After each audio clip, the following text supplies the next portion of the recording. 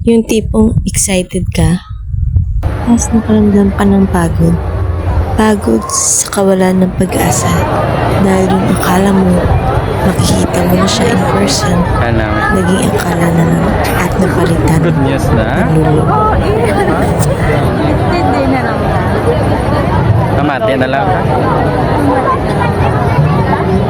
Sabi ko mo, punto mo. Ay, nakapila na sila. Pila-pila. Kasi mapila ka. Kalaba mo lang. Dear big brother, sana sinabi mo na may pa-audition ka pala. Sana masinagahan pa namin.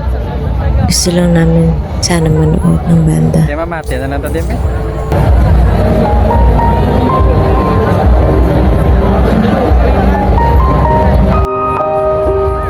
Eh, mapalingaw ka. Si Mera, pamulan. Yun.